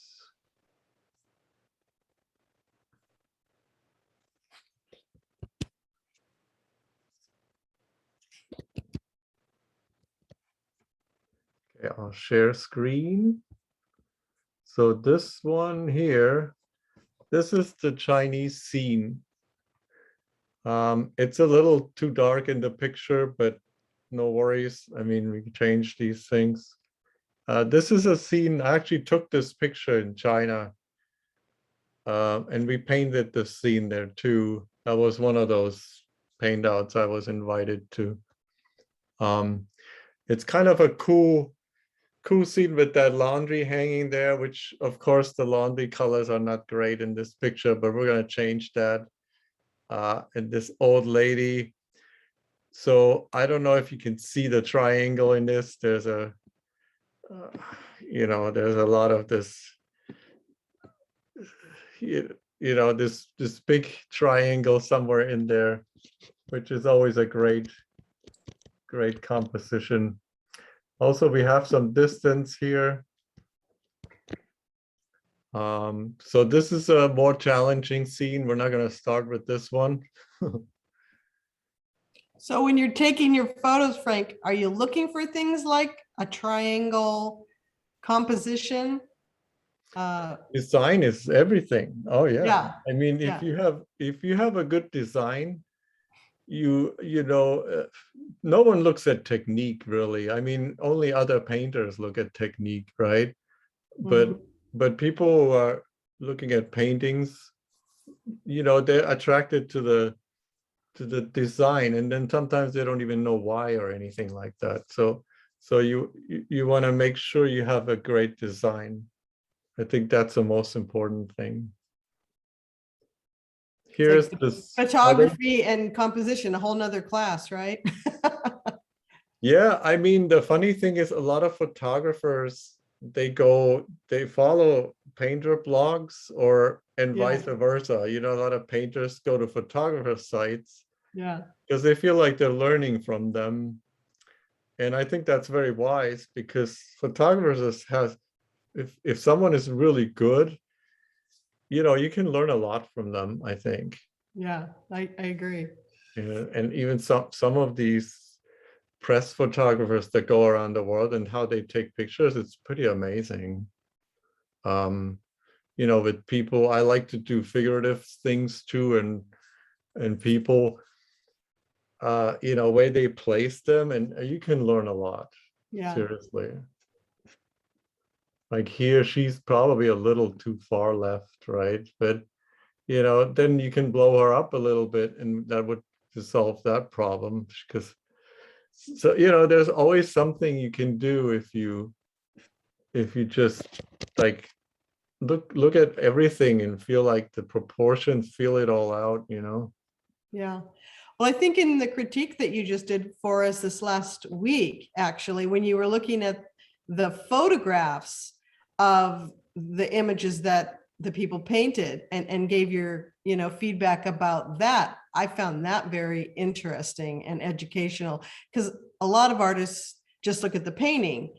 Well, and then we didn't see the before or how it was put together. And the way you went through that on each of the photos, I found it really, I learned a lot. Oh, thank you. Yeah, it's hard to explain these things often, and symbols help. I like the symbol system with the L, the A, the H, the triangle, the square. Right. Those are all good helpers. Edgar Payne was really good with those. He's a California painter. Most of you probably know him. Those can all help to find great compositions, but often it's really like your gut feeling too. don't go by too much rules, and just sometimes whatever you feel is like the right thing. Yeah. And then it also makes your painting more personal, and you're not just copying what someone else told you. You know what I mean? Yeah. There's always that fine line where the rules go too far, or they take away from your own personal message, then it's no longer relevant. Right. Now this one looks a little boring in the photograph. So I'll show you what I did the first time around when I painted plein air there. So this one is a plein air of this scene. So this is what I painted. Oh, yeah. I kind of stayed with the character of the scene, but I know there should be water in this thing, but there wasn't at the time. So I just add the water and make it a little more mysterious, maybe, Mm-hmm. If you look at the color scheme here, it's kind of a little strange with that almost orange in the foreground, and then because it's so warm, it takes all your attention. So Right. if you unify it better color-wise, then it's better storytelling. And then look at the tree here. You don't even see any. It's just lost. Yeah. Yeah, it's kind of a big blob. So, but we don't paint it. The overall shape of the tree is still pretty good. So we can work with that. So that's my first interpretation of this. And I'm sure the next one will be different again. But We have, and you then have your cows in there. yeah, we can add. They were actually there, Oh, but I didn't see them. no, they're not here. They're further right. Okay. But even without it, it would be about this barn up here. That's kind of like where the lines go to. Yeah. Especially if you look at this here, it's coming in like that. So those are always things. And then we have this side, and then this is sort of like the anchor on the right. So that's kind of like the thinking. Right. Now that the water scene, I can't really seem to find it this second. Okay. It's a dock scene with a couple of boats. Just describing it to people. Yeah, it's a scene in Maine. It's called You know what? If you quit your screen sharing, I'll share mine. oh, you have it. Yeah, I think I have. Well, I'll Okay. try. Let's see how I do. Okay. All right, go for it. And somebody was saying they really love your tree shapes because they're in the Pacific Northwest and, mostly pines up there and, Oh, that's right. yeah. Yeah. Okay, Well, do you here see you it? have similar scene. This place called the Owl's Head. Yeah. And that's right outside. Gosh, was it Rockland or Belfast? I can never remember which, but anyway, so that's a really cool scene to paint water, and especially with all the reflections and Yeah. so that's probably our second scene. But of course, again, there's some problems with it. Background is very dark. There's too many boats and too many boats to the right side of the corner. They're kind of sailing off the picture. So, a few things we need to change, but overall, Whoever isn't muted, could they mute themselves? Thank you. thanks for all the comments here, guys. I'm just looking through this right now. Yes, we have some wonderful comments. So I think we're just about done, right, Frank? Yeah, I mean, Yeah. This was beautiful. we're shooting for 3 paintings in the workshop. Let's see how we do, but I think that's very, very doable. And I know the challenges with the I can't see what you're painting, basically, so we got to find out. But Susan is really good, so I'm not worried. So. Well, thank you. We'll figure it all out whether we do or not, right? Yeah, I think so. Yeah, we'll do it. I break the demos up so we have only like 20-minute increments, so no one gets like, I know how it is to sit at the screen all the time. You get really tired, your eyes get tired. So we take breaks. So we'll do everything we've learned basically the whole last year. Exactly. And then we'll end at 3 o'clock, and it'll be recorded. Everybody will get a recording, so that's good. And you'll have that for 60 days, and then go from there. So if anybody would like to unmute and ask Frank a question, we're just about gonna finish up here, but you're welcome to do that. Which painting is first? The painting that's first will be the landscape scene. With the trees and yeah. Yeah, because arguably it's the easiest of the three. And we'll be painting on a quarter sheet or a 12x16. Yes, we're not gonna paint large because I can't, because you couldn't see it. So we have to stay 12/16 or quarter sheet is good. Yeah. Don't go anything really big. It's also hard to show it. Yeah, and there's also a possibility if someone doesn't have a good internet and they can't really show it well, they can email it to me or to Susan. So that's another thing we can do if things are not going well. So we have some procedures figured out to make it all work. Exactly.